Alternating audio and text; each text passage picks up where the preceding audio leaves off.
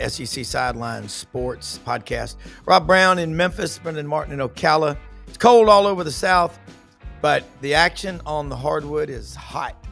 If you watched SEC basketball last night, the Florida-South Carolina game, wow. How many one-pointers are we going to see this year? Brendan, I can't remember so many close games in this conference. I mean, there is just no easy outs. South Carolina, Florida game, we're going to talk about that. We're talking about Ole Miss and Texas A&M. Buzz Williams is relentless. That guy, talking about playing a full 40, he's one of the best coaches in college basketball. We'll talk about that. All these games, Arkansas finally gets a win. They all went down to the buzzer. Lots to cover. John Hartwell, Matt Dean, the coach. John Hartwell, the AD. We'll also have Gary Harris over in Tuscaloosa, Tide 100.9 channel, Tider Insider TV, and Bryan Matthews, auburnsports.com. So a lot to cover. Take a picture with your cellular phone of that QR code we put up on the screen. And look, we have great sponsors, great opportunities for sponsors. We have a great audience that buys products from our sponsors. I asked the folks out at Landers Ford, Memphis.com. We sold them 3 vehicles the first week. So we get results. That's what we do. Guys, beautiful morning in the South. John, how was the snow shoveling? Wait, you got screwed. Y'all didn't get anything. No, we were north of the snow. We were about probably about 70 miles north of any snow. So we didn't get a bit of it. But that was pretty cool to see the Cajun man riding around in his airboat on the snow and ice. You can't get better than Louisiana for this stuff. But Coach Matt Dean grew up in Davenport, Iowa, in the Quad Cities, and he's like going, "You can have it." But I've never gotten over my love of snow. Brendan's down there. He was right on the line. He's lived in Colorado forever. So 2 feet of snow, he's like, "Hey, this is a dust." I'm done with it. Yeah. You can have it. Yes. Hey, John, you were telling me some really cool stuff. And let's get into this right now. You were at the CFP championship game Monday night, Mercedes-Benz Stadium in Atlanta, and you talked to some of the people that are athletic directors and coaches about the quarterbacks on Notre Dame and Ohio State's team. I want to hear these stories, and so does everybody else. Yeah, really interesting take on this, because obviously we've talked a lot about NIL and the different perspectives, and some of these street agents and kids getting taken advantage of. But I want to give it a little bit different spin today, and it's the comparison of the 2 quarterbacks of Riley Leonard and Will Howard. And obviously, most of our listening audience is more familiar with Riley Leonard. Not that he played in the SEC, but he's a Fairhope guy. Actually, his dad played basketball, graduated. I graduated 2 years before his dad got to the Citadel, played there, and he's a golf pro in Fairhope. But really, 2 quality young men. People rave, people that I talk to about both of these individuals, including Gene Taylor, who's the AD at Kansas State, and talked about Will Howard's time there and what a quality family he comes from and everything along those lines. But really, if you look at both of these young men, they both are going to be playing on some Sundays in some capacity. Tremendous leaders. I'll say I was pleased to see them, talk firmly and confidently about their faith, which is refreshing in today's world. Yep. But really, when you look at the decision for both of them to go into the portal, to look at another opportunity, these are not kids who come from backgrounds where, they're hanging on every dime of this. These were true business decisions made by both of these young men that are going to prepare them for life, not only financially, but that's one thing that gets lost, and it doesn't matter if you're at ULM or Rhodes or Ohio State or Auburn. There is a value to the connections that are made between student athletes and alums and donors of institutions that many young men and women who participated in college athletics benefit over a lifetime from. Yeah. And when you look at Riley Leonard, and obviously he endeared himself very quickly in a year's time to the folks in South Bend. I mean, he's done well financially in NIL, but he's also now got the Duke network and the Notre Dame network. So, God forbid something happens injury-wise or it doesn't work out in the NFL, he's going to be just fine. And same thing with Will Howard, the connections that are made. So I know sometimes we talk about the negative stories of NIL. And again, going back to my conversation with Gene Taylor, Gene said, hey, what Will Howard did for us here in Manhattan, Kansas for 3 years and the way he conducted himself, he said, I have zero ill will about him winning a national championship at Ohio State. So, I think that's a perspective a lot of people don't get to hear.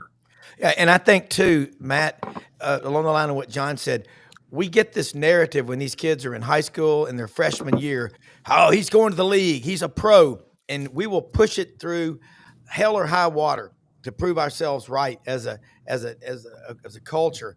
And that's what's happened to the NFL. Don't think Riley Leonard will not get serious looks by the NFL. He makes a locker room better.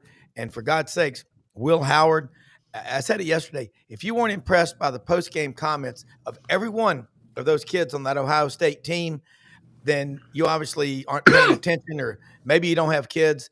But I'd be damn proud to call either one of those my sons. I've got two great ones, Wilson and Max, but that was impressive.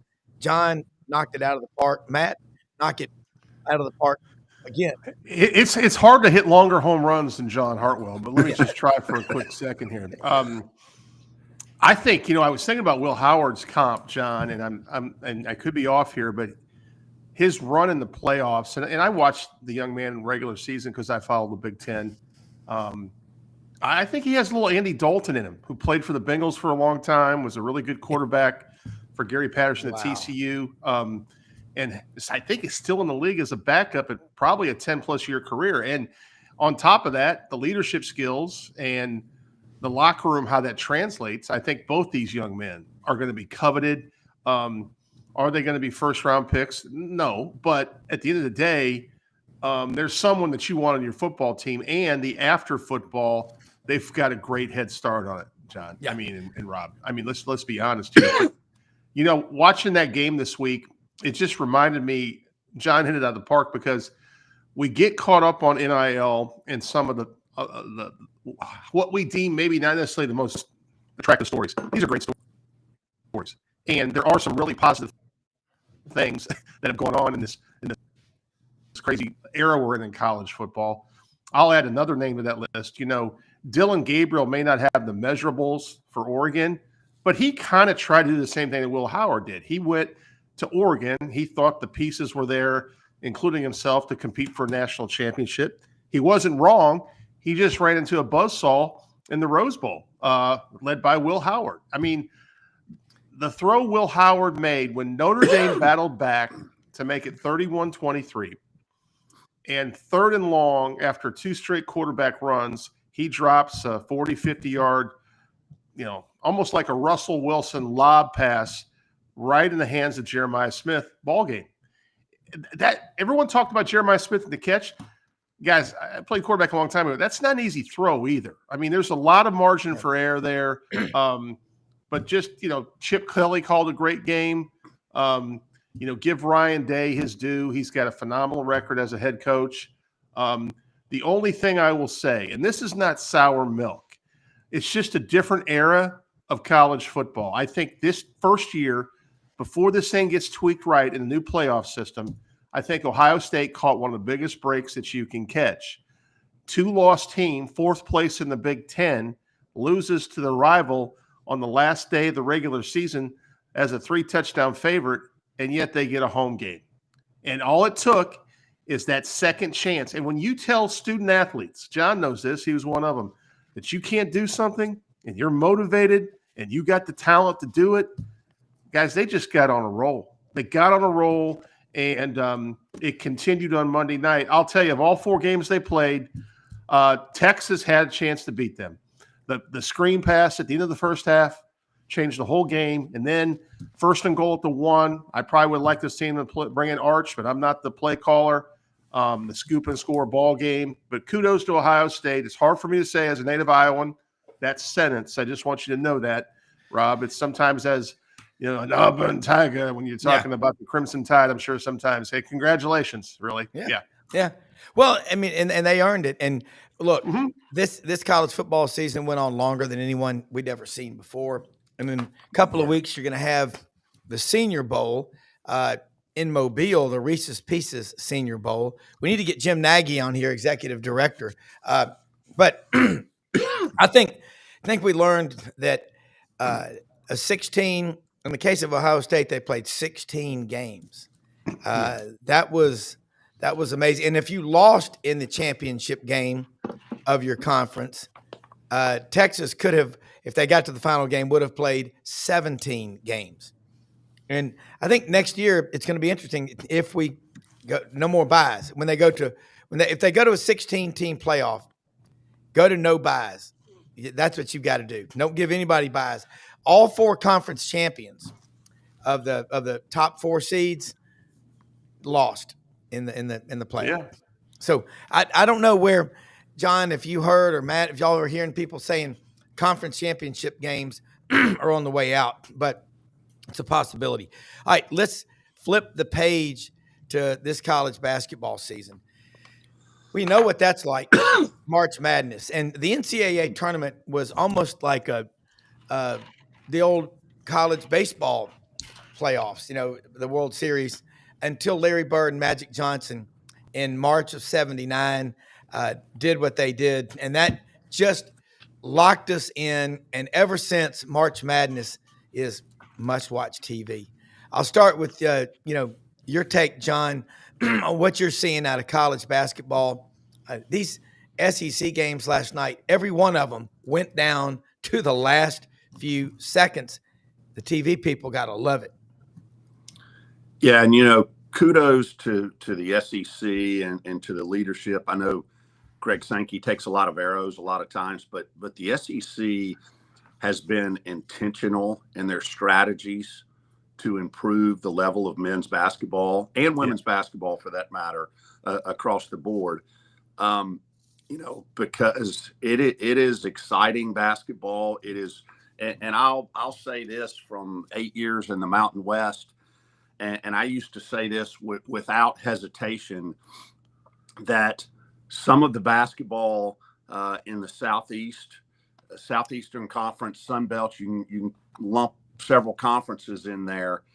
The athletes were just as good, if not better, than other leagues in the country, but pure basketball skills were not, and that has transformed. I applaud the SEC and what they've done from a recruiting standpoint, from a player development standpoint. Obviously, the transfer portal plays in there, but it is big time. It is still very physical basketball, but the strategies and they are wars night in, night out.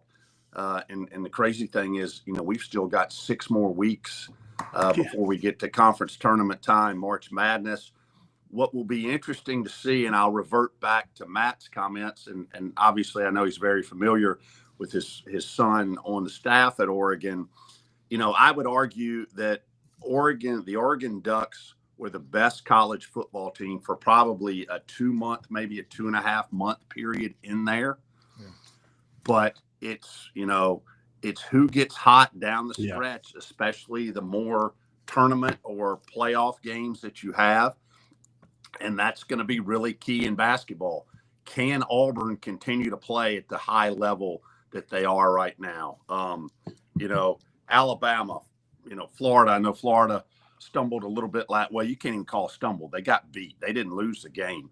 But it will be interesting to see as we go through the next 6 weeks, and then we get into conference tournament play and March Madness, culminating in San Antonio in early April.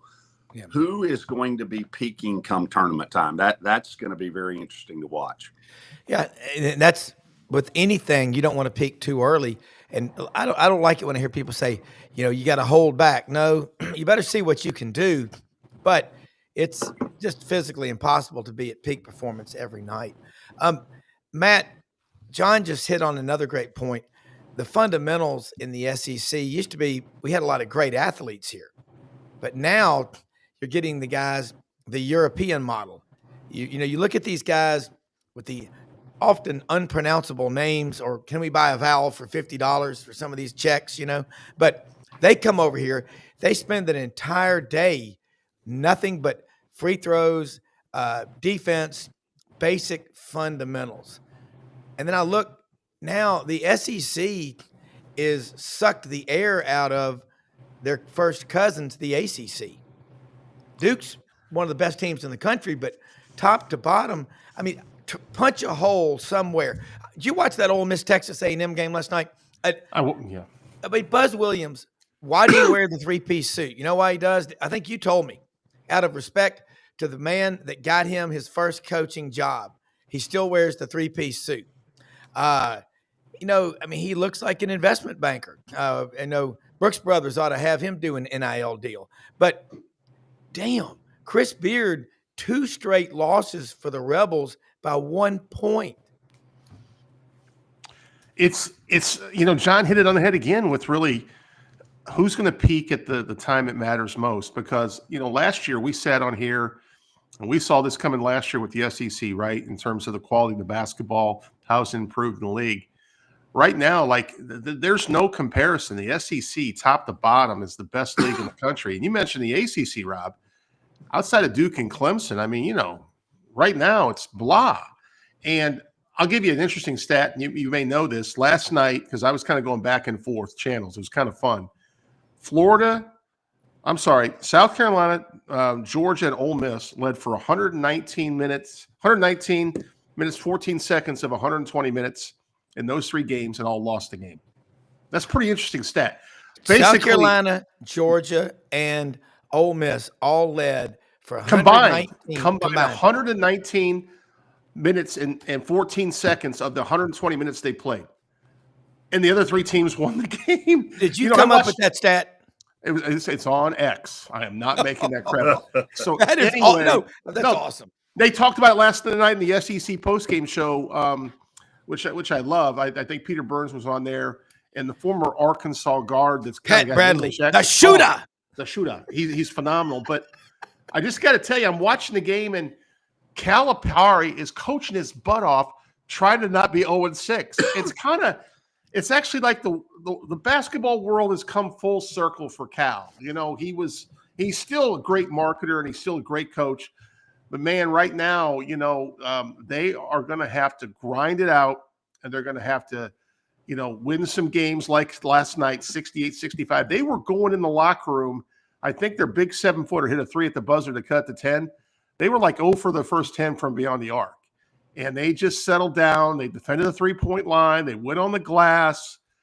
Probably not as great a rebounder as John was back in the day, but they got some more rebounds. And you know what? They found a way to win the game. And Calipari said something really interesting after the game. He goes, guys, we just needed to get a win. I mean, we just wanted a win. Yeah. And sometimes in basketball, you have these runs on your schedule, and you see it coming as a coach, and you're like, okay, well, we better win tonight.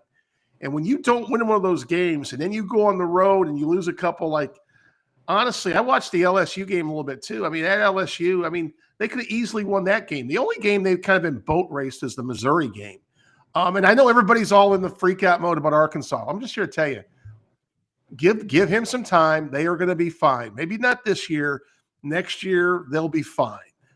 He will get his roster in there. Got the job late. But I just think, I'm going to say it right now, we're getting 2 teams in the Final Four. I'm saying it right now. I don't know. Besides Auburn, I don't know who the second one is right now. But I really feel that strongly about the quality. And John was right. We're getting skill set and athletes and coaching. You got all 3 of those factors. Some of the best coaches in America are in the SEC. And I'll take it.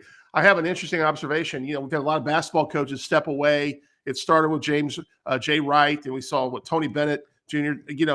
I think the SEC coaches have got the whole portal NIL figured out the best in the country. In basketball, I really do.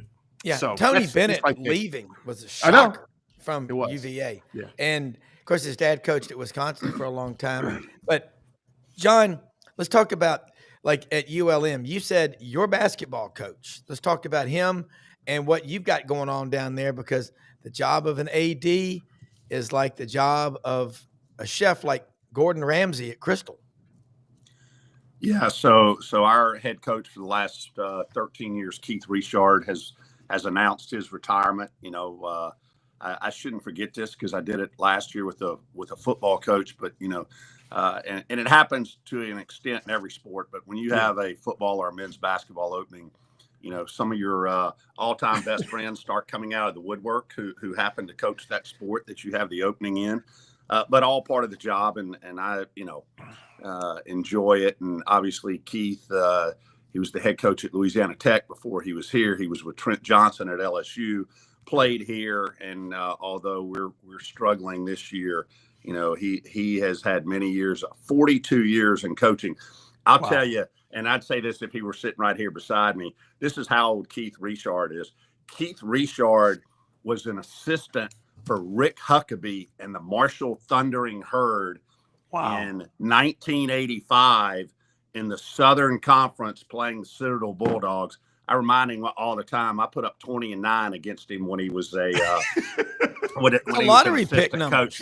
He had to have the scouting report that year, but that's great. But yeah, we've got an opening right now, and you know, one of the blessings, if you will, of an announcement being made early, and ironically enough, our other Louisiana team in the Sun Belt Conference, University of Louisiana at Lafayette, is also in the same boat. Bob Marlin has stepped down there as well, so it gives you a little bit extra time. I'm working quite a few angles, you know. Here's one thing that's evolved in basketball, and I know you guys have talked about transfer portal and NIL in basketball. But as you're doing coaching searches now, probably more so in basketball than in football, but you got to talk about salary pool, obviously, not even necessarily the head coach, but what are you doing with the assistant coaches and staff? But they want to know pretty quickly what are you going to be able to allocate towards NIL and basketball. And those guys that are really creative talk about, hey, relationships they have in the business or people that they know of, hey, if I get an opportunity at this, I can bring X numbers of dollars for NIL to your program. So that's a dynamic that's changed in the last 3 or 4 years that you've got to listen to. That's got to be a factor in what you're doing. I got a call yesterday afternoon from a friend of mine who's been in college athletics a long time. He's doing some consulting work for a Division I school. And he said he's helping write the model for NIL. And there's a stipulation in there. And I think Florida has something like this. The Gators have something. It's 3 or 5% deduction in what you get paid if your class attendance and your academic progress and stuff isn't going. My friend said Michael Jordan gave a speech where he said, hey, in my day, we had to earn the NIL. Okay. Look at what Michael Jordan made in the NBA as a player. Look what he made after his career was over. So there's starting to be some teeth put into these contracts. Accountability. There are 3 things you got to have in life to do anything. Responsibility. Okay. We know what that is. That defines the mission. Authority. That lets you, be in charge. The third one is accountability. And if you don't have accountability, academic progress, class attendance, the team's got to win too. Right now, we're paying guys, and this is what my friend told me, and this guy's been at some big, big schools. He said, right now, coaches, you talk to coaches and ADs around the country off the record, and they're so disgusted. Sometimes it's hard to get out of bed in the morning and go to work because of the crap that they have to deal with. You are 18 years old, and you're not supposed to be telling coaches who've worked their ass off and athletic directors and other staff members to get where they are. It's not how the world works. So isn't college supposed to prepare you for life? So I think it's beginning to resonate because everybody knows at each school who those big donors are. But out of respect to them, you should not continue to go to them. What they'll tell you is, I will help if others will participate. This is why this stuff is going to fix itself. All right, looking at when Gary Harris from Tuscaloosa will join us in about 5 minutes, but I want to say this real quick about one of our sponsors, Winter Timber Outdoors. It is hunting season right now, full court press, duck season through the end of January, okay? They are located in Athens, Alabama. Folks, all your sporting goods needs. If you hunt it with a gun, from duck season, dove season, big game hunting, Winter Timber has over 2,000 shotguns, rifles, and handguns in the store. You can call on the phone, let them know you heard about them on SEC Sidelines. They're growing around the Southeastern Conference. New store construction is underway in Auburn, should open up in June, maybe earlier, weather permitting, as long as they don't keep getting snow and ice. But they're great folks to work with. I went into the store back in November. I'm going to go down there again in the next few weeks to visit. We got a lot of people who are stopping in there that watch this show, and they're going, hey, love the store, love the staff, and they've got Sitka. That's their big thing. They got more Sitka than you've ever seen. Check them out. Take a picture of that QR code, Winter Timber Outdoors. Proud to have them as a sponsor of Sidelines. John, Matt, this college basketball, you think about what Mike Schlive did in the spring of 2014 in Atlanta at the SEC tournament. He issued that edict, hey, we've got to ramp it up, because we were pretty much a bad basketball league at that time. And it's worked. You look in the Sun Belt Conference. John, you've got a commissioner. Honestly, you'd be a phenomenal commissioner because you're a LFG, get her done kind of guy. Matt, same thing. What is the future looking like for the men's college basketball? Do y'all see us expanding the tournament, or is 64? And somebody explained to me these 4 play-ins, 68. Do we actually have 69? How many teams do we have? And for God's sakes, please, these guys talk about teams on the bubble. Who came up with that? Whoever it is, send him to a gulag in Siberia. Yeah, I mean, right now it's at 68, and I will have to say this. No, don't say it. Community of Dayton, it's been a nice little play-in deal for the for the opening round, or those 4 games early in the week on Tuesday and Wednesday. But I think there's going to be continued pressure to possibly expand. Again, you've got a little difference there. In FBS football, you got 134 teams participating.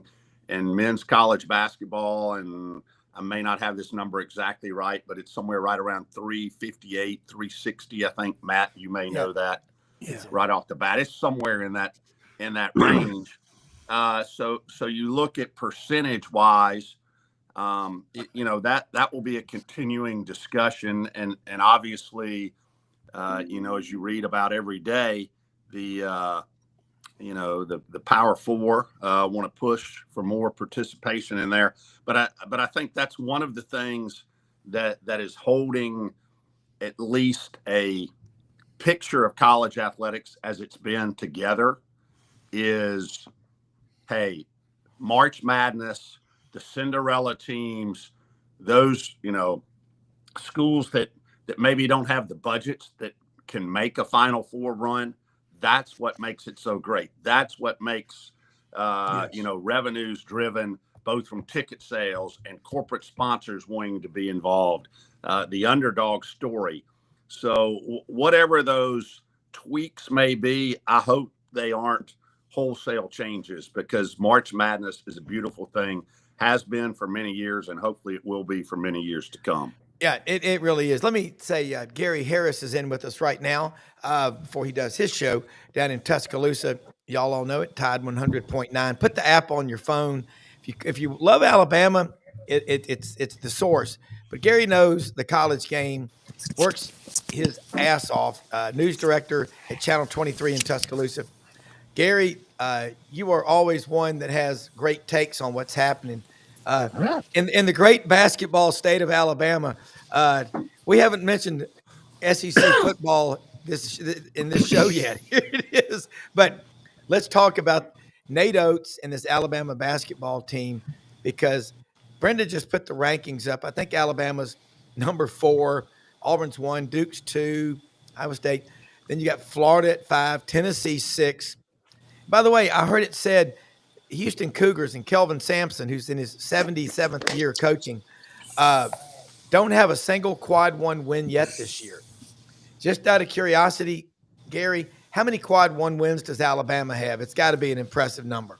But you asked me a question I don't know the answer to. I probably don't. I probably don't follow those. That never happens, by the way. Well, it's happening now. I mean, it's a number. I couldn't give you the exact. I don't. But really it's a track bunch. It's a bunch. I mean, I know they're 16-3 overall and 5-1 in the SEC. That's mainly what I look at. But it's quite a few. I mean, first of all, talking about SEC basketball, what a night last night. I don't know that I've ever seen that. You had 2 teams win games, Florida and Texas A&M at the end, and they never led the entire game. Never led. And Arkansas hadn't led much. Now, Arkansas was at home, which is a little bit different. But South Carolina and A&M on the road, I mean, we're down the entire game. I mean, had never led in the game and then win. And it had as much to do about what South Carolina didn't do and what Ole Miss didn't do as what Florida and A&M did do. And then Arkansas, which obviously without Boogie Flan get their first win in a game they were down most of the way at home to Georgia. So crazy night last night. But when you look at games like we had last night, again, not to take anything away from what Florida and A&M did, but pretty much collapses by both South Carolina and Ole Miss at home. I mean, Ole Miss has got an 8-point lead with a couple minutes to go. South Carolina led the whole way. I was really – I don't know how you guys, if y'all discussed it or felt about it, I was really puzzled by South Carolina's how they handled the clock and their timeouts there at the end. I mean, it was just getting away from them and they just let it play out. But getting back to Alabama and talking about where they're at right now, when you look at this SEC, it's a gauntlet. We've all discussed that. We all know how good it is, and what you have to do on a nightly basis to win.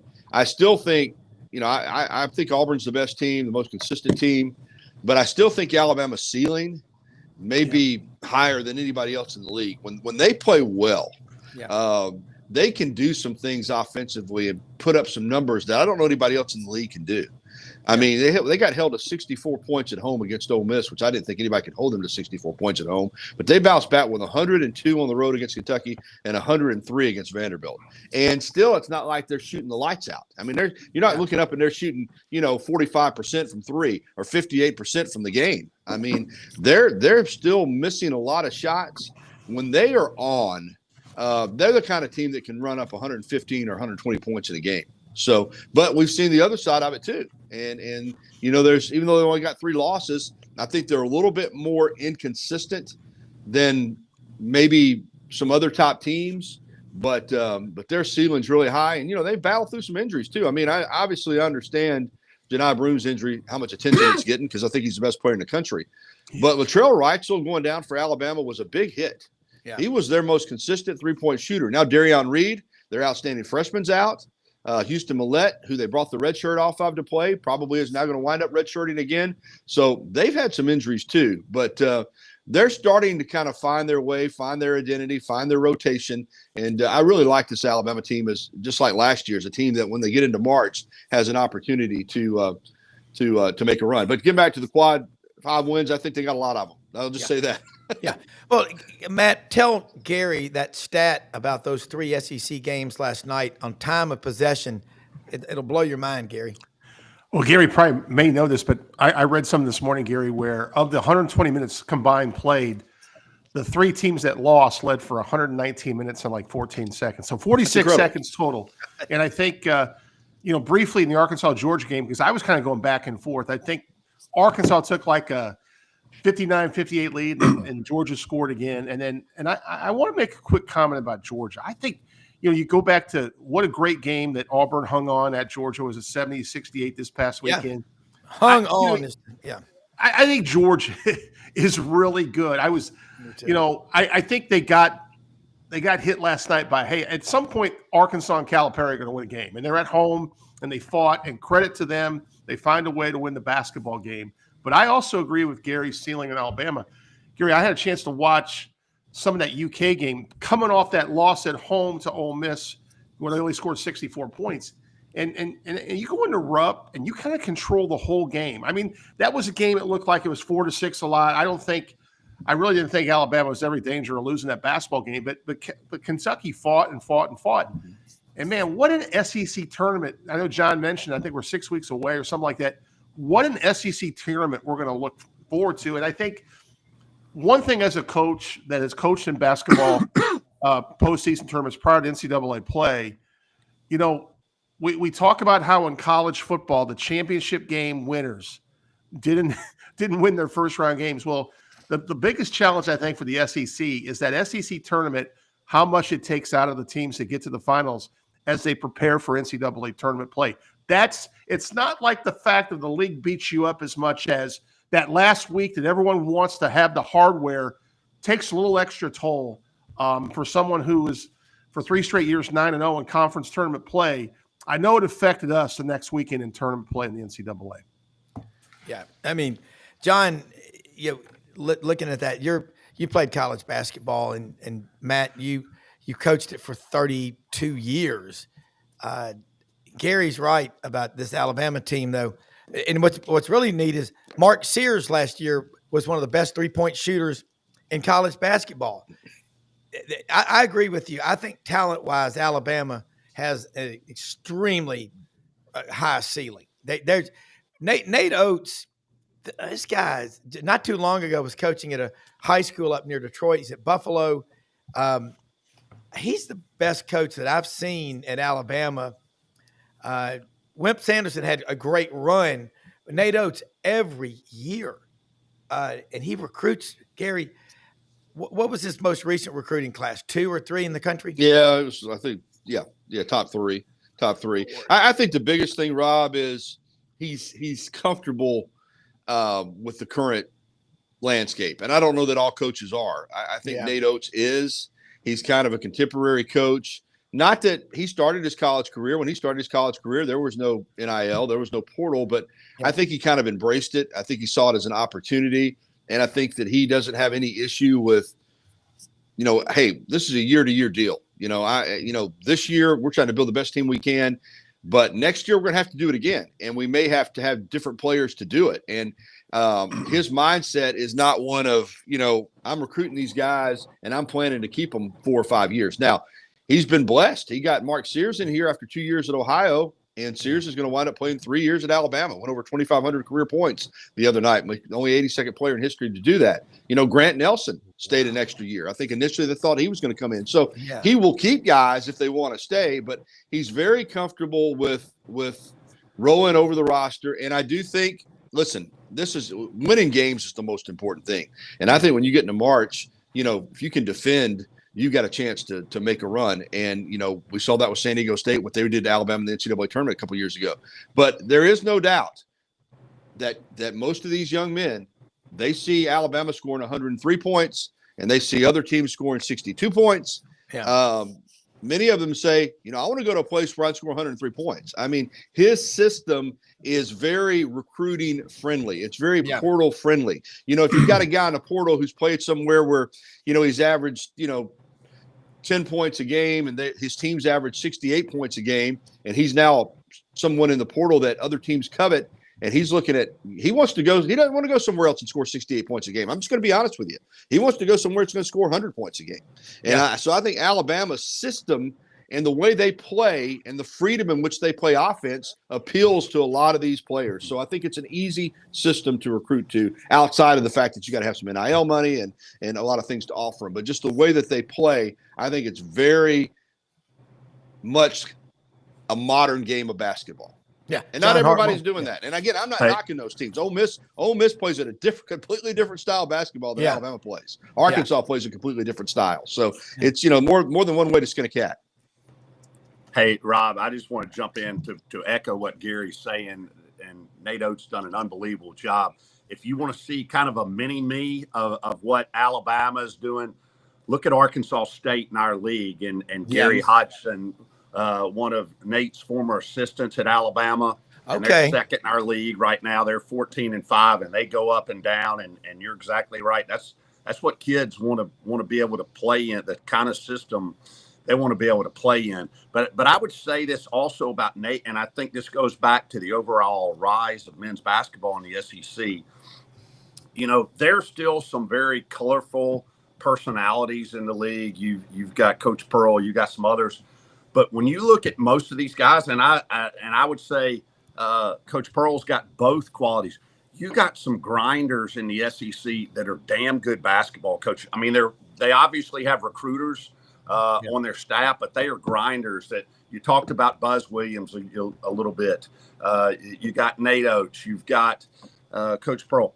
I'd put Michael White in that group too. Yeah. You know, you've got. I know some Florida folks said, "Hey, he wasn't all as advertised at Florida," but you look at the success he had at Louisiana Tech. He had some periods of success at Florida.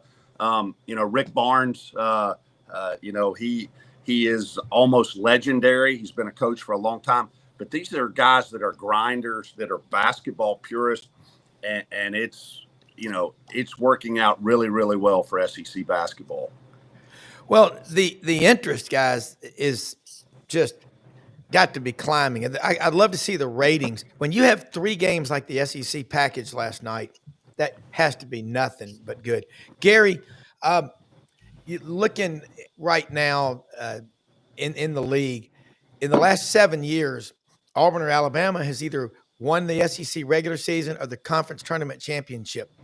And Kevin Skarbinski put on there the other day when Alabama beat Kentucky in Lexington, KY, little Stufferino. God, I wish Joe Dean was still around. But Kevin put on there upset, and I replied on X. I said, it's not an upset anymore. It's just not, with all respect for Kentucky, what they've done over the years. Now that the rest of the SEC has decided, hey, basketball matters, they're not winning like they used to. And you look at a state like Alabama with 2 schools, and were you the one, or was it you or Rodney Orr that said this the other day? Somebody on the show, and I apologize if I get it wrong, I'm sorry, said 7 of the 10 Division I programs in Alabama are in first place in their conference.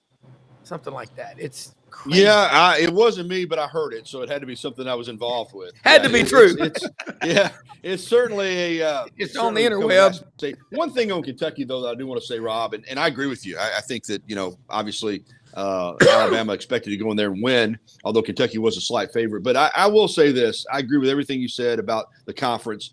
But Kentucky is still Kentucky now. I will say that when you go into Lexington and you win, it is still, to me, a little bit different than going somewhere else and winning in this league. I just think I'm going to give Kentucky the respect, much like I do Alabama in football. It's regardless of what everybody else is doing or how much they've gained, beating Kentucky is still. I still think they're the gold standard. I mean, because they've done it for so long. And, I agree. I agree. And you know, and you're talking about Mark Pope now. He's brought a style in there that's contemporary as well. You know, they go up and down the floor. That's why I said with you guys last week, I said I didn't know if Alabama would beat Kentucky. In fact, I picked Kentucky to win the game. I think 95-90 or something like that. But I said this for Alabama than what they went up against with Ole Miss. Both going to get it up and down the floor, but it was a big win. But you're right; it's not a surprise that Alabama went in there and won, and it's not a surprise if another one of these top SEC teams go in there and win. But Kentucky's going to win their share too. I mean, they're you know, that guy. You talk about another guy that's done a great job. When you look at what he was left with, which was very little, to be able to piece that roster together and have them as a top 10 type team. He's another guy. I mean, you know, played there and with the job he did at BYU, but I didn't expect Kentucky to be this good, but they're good. Oh, they far exceeded at my expectations. And no, they always have been the standard. I mean, yeah, it's not that it wasn't special to win up there. I think what Kevin meant. But you're right. It was not unexpected. It was not unexpected. I agree with you 100%. That's all I meant, because they are the standard. if Alabama had lost, they would have been very disappointed to have lost 2 games in a row. So and they righted the ship. Tells you where that program is. John, I know you've got to get to an accounting meeting, an analytics class. But anyway, before you go, your final comments and takes on all this stuff, because this interest in SEC basketball, man, I could not stop watching. And you got that big multi-screen thing when you stream, and who doesn't stream anymore? That is great, but you can only watch one with sound, but you can watch all of them.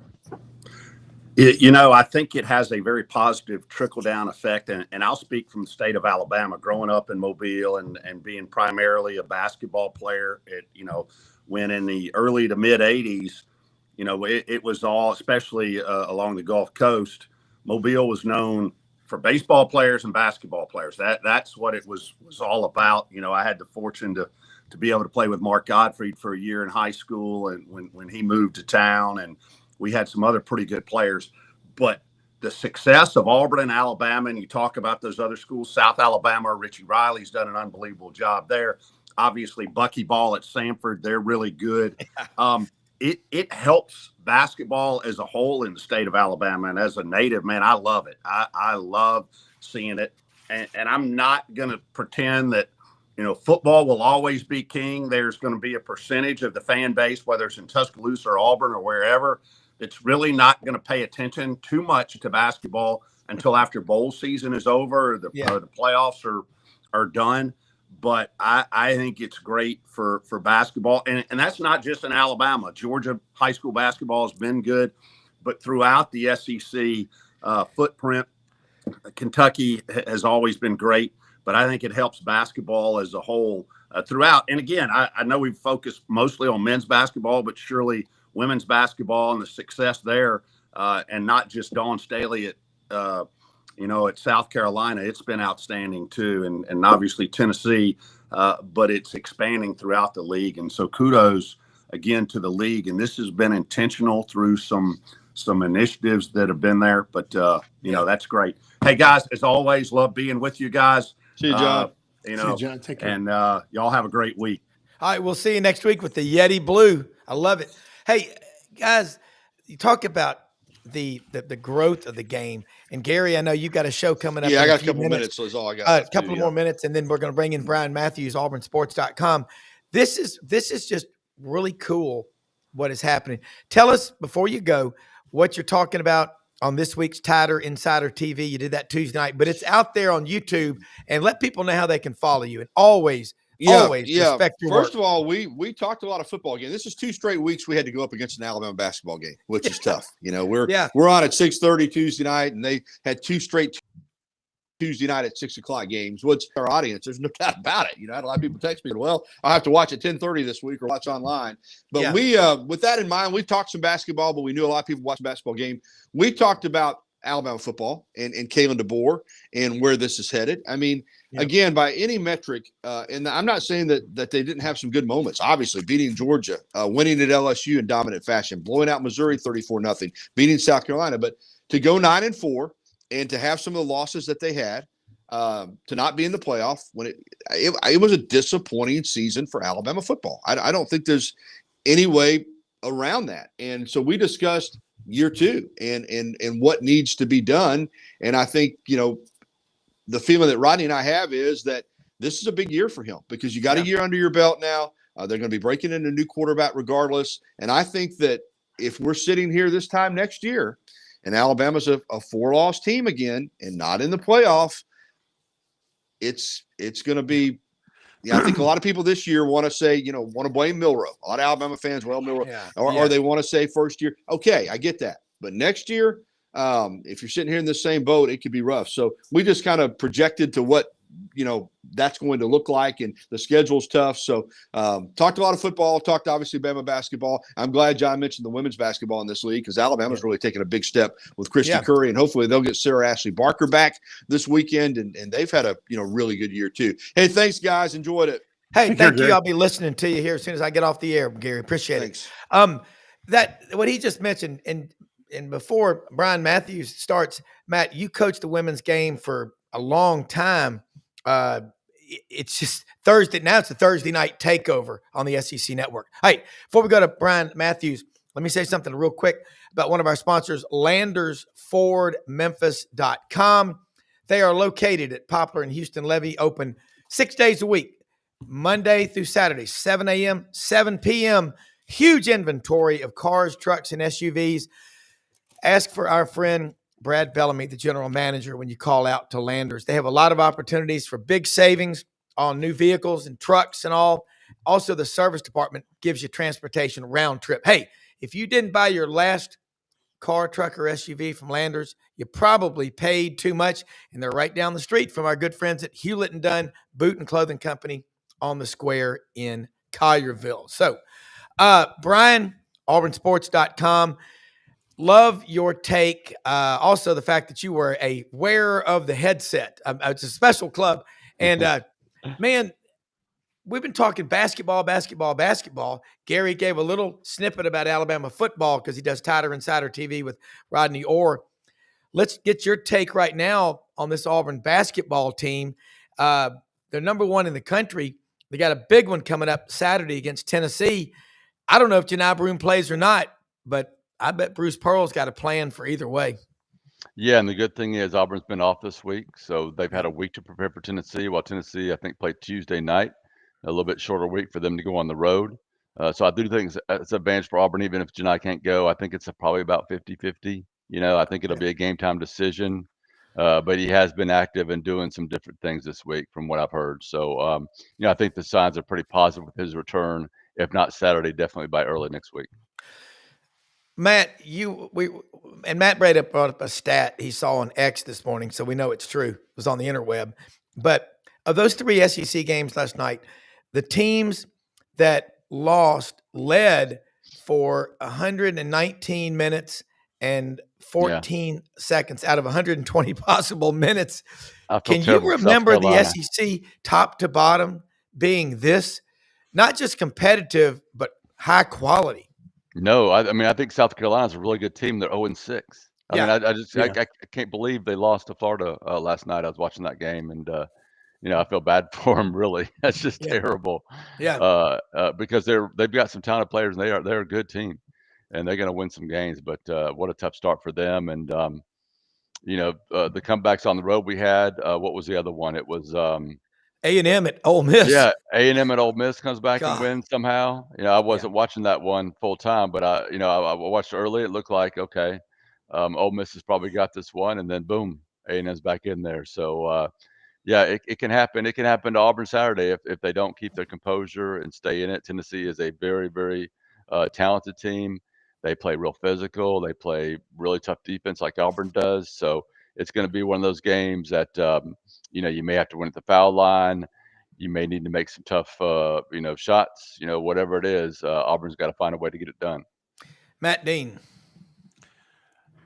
I just think when Janai Broome gets back, regardless if it's this weekend or not, I've seen enough of Auburn to know, man, as long as he's in the tournament run, I really feel good about Auburn. Not only are they the best team in the country, I just think it's not close right now. And I know that's why it's really great conference when you see Georgia take Auburn to the limits without Janai Broome, 70-68 on Saturday. I just think they guard. They're well coached. They are explosive at times offensively, and they've been through it. It's not like this, they've been good for an extended period of time. I this year, the SEC, I think, is going to crown a national champion. And Bryan, I said earlier, I would not be shocked.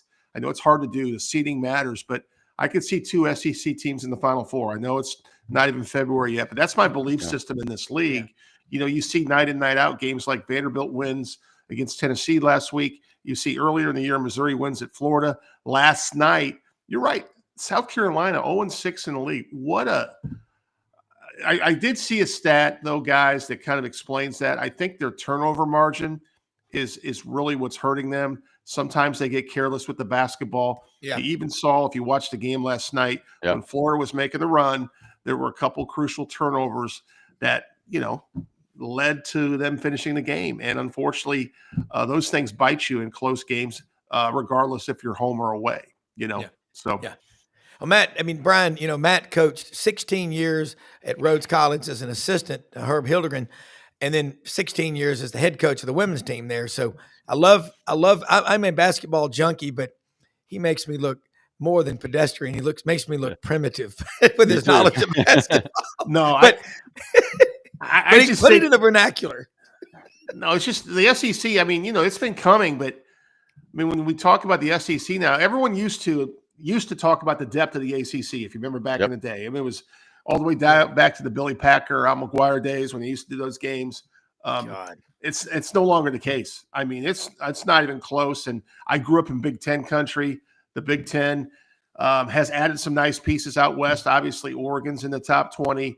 USC has just won a big game last night at Nebraska. But right now, SEC basketball, we didn't probably think this beginning of the year, Rob, when we were talking about SEC football winning a national championship this year.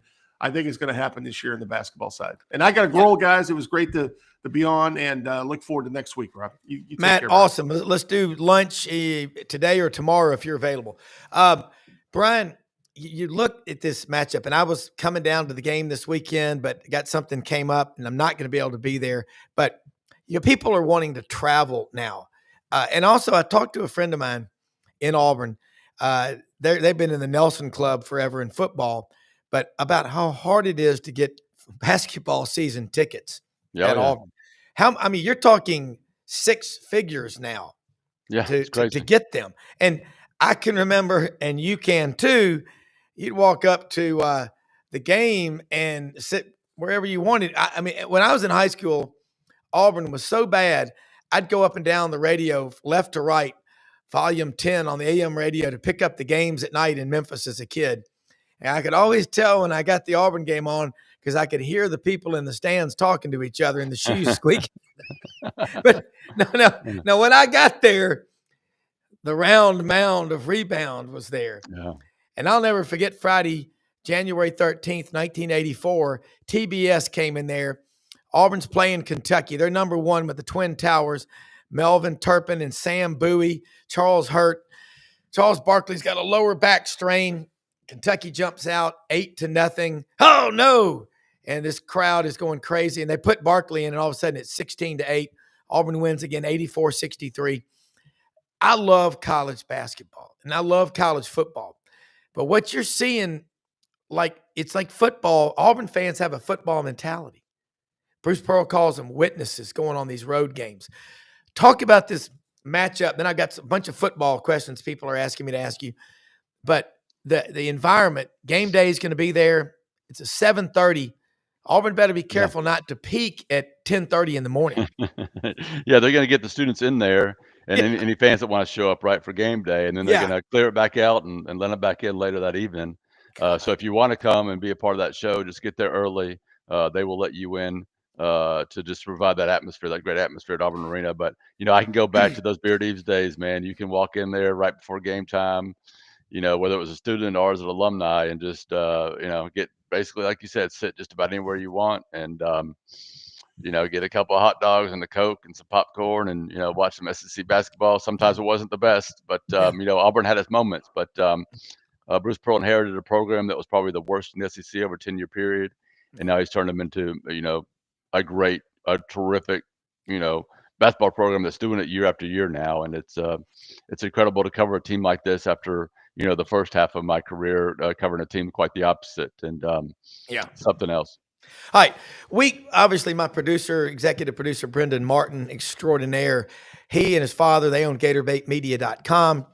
They cover the Gators. They cover college football. We got a great show on this channel at night at 9 p.m. Eastern, the Buddy Martin Show, Monday through Thursday. Check it out, folks. It's right here. They do Best Fridays in Football with Urban Meyer. Then we do SECU, where we do specialty. We're going to be launching in the next few days a podcast we did with Norman Jetmanson out of Birmingham on Sewanee 1899. He did a documentary. Now he's done a coffee table book. But the history of college football is huge. But these two programs, Florida and Auburn, have been struggling the last 4 years for Auburn. I sense both of them are like, in the stock market, we call it a dead cat bounce. You got a traditional blue chip stock. Yep. It pays a 4.5%, 5% dividend that's been struggling. You've got a new CEO in there. They paid their fines. They're about to break out. Let's talk about spring practice because, we're junkies. I'll admit it. I mean, we know that somebody's got to start spring practice soon. We'll take a few days off. What are you looking for Auburn to accomplish with Hugh Freeze? Now, Rock Bellatoni, was he part of the Harsin staff? He was. He Yeah, was that's there what for I'm thinking. yeah. Oh.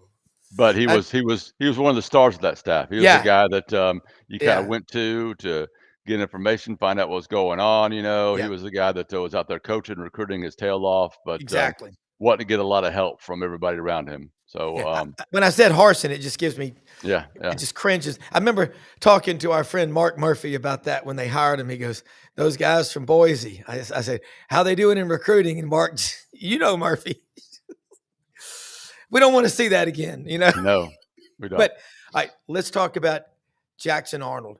Tell me about his background. How long did he live in Atlanta before they moved to Texas? Oh, I don't know that answer, to be honest with you. That's I a think he great was from question. Atlanta because he said he Yeah, grew up in Atlanta. yeah, yeah. Uh, And yeah. Okay. All But, right. he's coming in. He is the sort of heir apparent, I call him, but I think it's gonna be a good competition because you never know what a freshman like Deuce, Knight is gonna do. You just don't know. Yeah. He's a very talented, got a big arm, certainly athletic enough to, do some things there, and then you got Tanner Bailey coming in, too, a guy with some experience in the SEC. So they've got that competition in that room. I think, some other rooms, like running back, are gonna be highly competitive. I think, some of the offensive line, like the guard positions, are going to be really competitive. Right tackle is going to be real competitive, and then on defense, I think that secondary is going to be fun to watch, especially at safety with all the newcomers coming in there, and linebacker to see where some of those young guys. I think if you look at Auburn's linebacker room, the sophomores and freshmen are definitely the most talented of that group, and they're going to make a push here this spring. Auburn signed a linebacker last year, 5'11", about 225. He's a freshman on the team this year. Tell Elijah me, Melendez. no, this was in the class of 24. He was an in-state kid that played at Clay Chalkville. Oh yeah, yeah. You're talking about uh, DJ Barber. Yeah. DJ Barber. Yep. How's he doing? That guy just seems like a warrior. And I'm just Yeah. curious, you're starting to stack some talent up. And, this roster, we know what it was when Hugh Freeze took the job. Yep. Kind of give me your progress report. It's time to send the progress reports home to the parents and let them see what's going on. Well, this is the best roster they've had in quite a while. I'd have to go back, but you're definitely back to the Gus Malzahn era. They're gonna have 80 guys on scholarship in the spring, which is crazy. You used to having 60 to 70. Yeah. Back in the day before we had all these early enrollees, but you got 35 newcomers on the roster. That's why there's going to be so many great competitions during the spring. I just feel like a Barber is a guy who came in as that Mike linebacker, a Yeah. thumper, a physical dude, and I think he's got a chance to win a job. That's not a position Wow. that's on the field. 60 out of 60 plays. Yeah. But it is a position that is very important. You got to have some of those guys on your team. So, he'll be there competing with Robert Woodyard. I feel like he'll be an inside guy. Ooh. I don't know where they're going to put Elijah Melendez yet. We'll see how they figure it all out. But guys like him, DeMarcus Riddick, Xavier Atkins, the transfer from LSU, was super talented coming out in that same class as Barber and Riddick. So and JJ Falk coming in, you're going to get something out of that guy just because you know what his brother's like too, right? So that's a very, very talented and young room. I was standing next to Keldrick Falk after the A&M game when he came outside the locker room. He's 6'6", 290. I mean, he looks like he weighs 205 pounds. I mean, that's what a five-star looks like. These guys, and I got to tell you, and I see this more and more when I go to these different places for games, and you do too. These are good kids out there. And this narrative that these guys are all just outlaws is total crap. You know, there's going to be malcontents anywhere you go, but look at who Auburn kept and look who they lost in the portal. The retention part. Is that Will Redmond? Is that Hugh Freeze? Or is that just the loveliest village on the plains, as Al Sherman and Jerry Priester just texted me? Why would they want to leave there? Yeah. It's a lot. And, the other part of it is Auburn pays its players really well, the players that are on the team. So You that's can important say too. that now with Yeah. Yeah. yes, I like So to hear that that. helps. But I mean, anybody that's been to Auburn, been a student at Auburn, understands Auburn, knows that it's a home feeling, right? Yeah. I felt that way as soon as I stepped on that campus Yeah. way back in 1985. I'm sure the first time you were there, you probably remember that moment yourself. And I would quite well. so that's part of it too. And I think specifically with football, I think you Freeze and his staff do a really good job of speaking with their players and making them understand exactly where they stand, right? Most of the guys that left, almost all of them, I would say, were guys that left because they knew that maybe their playing time, the opportunities would be a Yeah. little limited here, and it was maybe Yeah. time to move on. Yeah. And that was because they had frank and honest discussions with their assistant coaches and with Coach Freeze. So Yeah. this is going to be part of college football now. I don't think there's really a good way. I mean, maybe legislation will change it from the federal level, but right now the courts are going to allow free player movement. That's any rule you try to make to restrict that, it's going to be shot down in the courts. So this is Yeah. part of college football right now, Yeah. and you've got to adapt to it and do your best to make the best of it. And I think Auburn's doing a pretty good job of that, especially in this last round of player movement. Yeah, and again, you go to the different colleges. It's all about campus culture, coaching. In the past, it was cash closed cars, but now it's in some schools. I think Auburn in basketball probably gets a discount because of Bruce Pearl and Ira Bowman and Chad Pruitt and Stephen Pearl in terms of the development of those players. A couple of more minutes before we wrap up. I got to ask you if Auburn could bring back a rival from the past that they used to play and had a great rivalry with. Who would a couple of those teams be? Because I'll tell you who mine are Florida and Georgia Tech. Yeah, those will be good. Well, I mean, I think the LSU series, if I want to pull up another one, has been incredible. Oh, The yeah. 20, from 1992 when they became a permanent rival, I guess, Yeah. back until last year. I mean, and you can go back to the Tuberville days when a lot of times that game would determine the Yeah. SEC champion and who would go Yeah. to the Sugar Bowl or what have you. So Yeah. that's one I think Auburn fans are going to miss on a regular basis. We're still going to play them twice every 4 years in the current model for football. And then going way, way back, I can just remember some great games between Pat Dye and Tennessee Yeah. back in the day. That was a terrific rivalry game. I enjoyed going up to Knoxville and traveling Oh, up there and going to those games and them coming down. There were some just great games there in the mid to late 80s between those two teams, two powerhouses. Yeah, and the Atlanta, the Georgia Tech deal, just to keep your name in that market. Aren't you Yep. from Gwinnett County? I am from Doraville, Georgia, which is Doraville. right there at 85 and 285 North, right there at the Malfunction Junction. That's what Yeah, we call just it say back no in the day. traffic there at all. Yep, Hey, no. every time we go see Mallory and exit 19 there at Smyrna, I believe it. That's the world's largest Papa John's location there. They must deliver a lot All of right. pizzas from there. I guess so. Their headquarters there. I was like going, that's pretty cool. All right, we're gonna do this, and I'll wrap it up here. Tell people again a story or two, real quick, and how they can follow you, of course. But what's some stuff that you see happening at Auburn people need to be paying attention to, and how they can again follow you because you put out awesome content all day, every day. Well, thank you. And there is going to be, in addition to the basketball game, which I'll be at, big junior day today, Saturday, excuse me, and around 30 plus really high profile prospects. Freeze not bringing in a bunch of duds. He brings in players.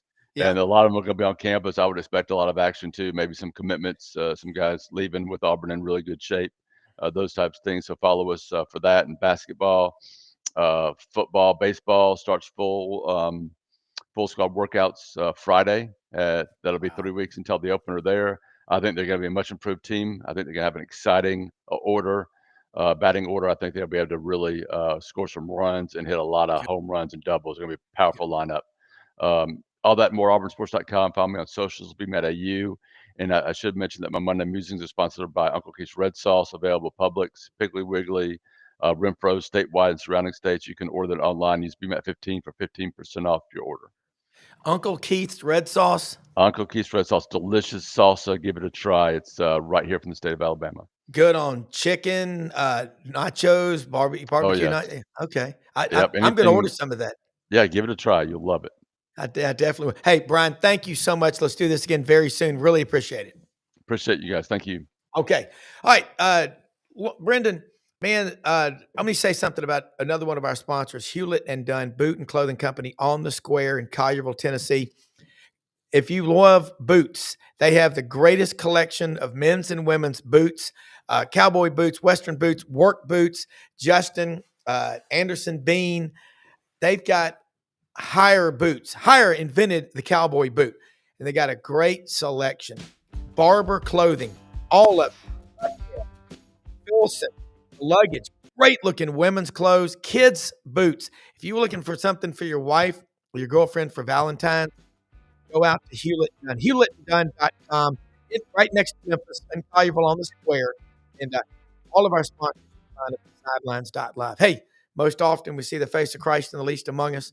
Go out and make people make a difference today. Find ways to help people. We'll watch us again tomorrow. Appreciate you tuning in. Have a great day, everybody.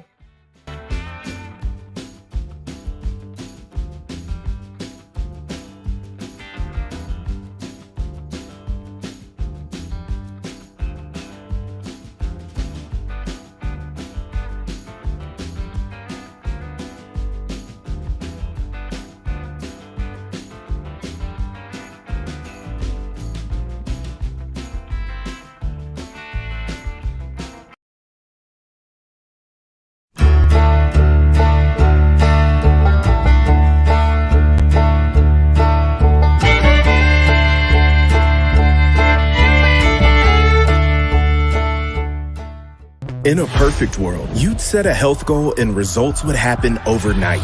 In this world, the real world, it takes time, dedication, and the right support to achieve your best self. The Vitamin Shopp's health enthusiasts are here to make sure you're not wasting a single moment on the wrong supplements. From the highest quality sports nutrition and superfoods to the most sought after trends, you'll find a huge variety of science-backed solutions for every goal. And the people to help guide you along the path to greatness.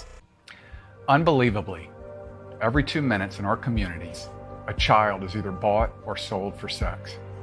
I am Ari Dickey, board member for the Nashville Anti-Human Trafficking Coalition.